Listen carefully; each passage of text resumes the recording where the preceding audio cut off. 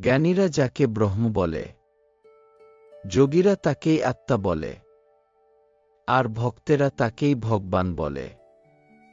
একই ব্রাহ্মণ যখন পূজা করে তার নাম পূজারী, যখন রাধে তখন রাধুনী বামুন। যে জ্ঞানী জ্ঞানযোগ ধরে আছে সে নেতি, নেতি এই বিচার করে।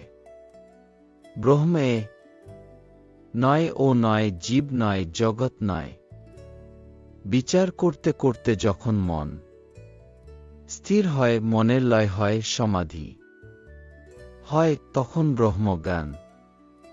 ব্রহ্মজ্ঞানীর ঠিক ধারণা ব্রহ্ম সত্য, জগৎ মিথ্যা, নামরূপ এসব স্বপ্নবৎ। ব্রহ্ম কি, যে তা মুখে বলা যায় না, তিনি যে ব্যক্তি তাও বলবার জো নাই। জ্ঞানীরা ঐরূপ বলে, যেমন বেদান্তবাদীরা।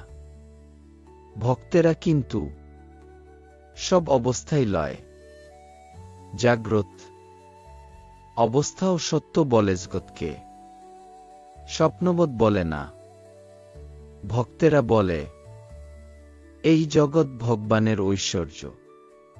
আকাশ, নক্ষত্র, চন্দ্র, সূর্য, পর্বত, সমুদ্র, জীবজন্তু এসব ঈশ্বর করেছেন, তারই ঐশ্বর্য। তিনি অন্তরে, হৃদয়ের মধ্যে, আবার বাহিরে। উত্তম ভক্ত বলে তিনি নিজে এই চতুর্বিংশতি তত্ত্ব জীবজগৎ হয়েছেন। ভক্তের সাহায্যে চিনি খায়, চিনি হতে ভালোবাসে না।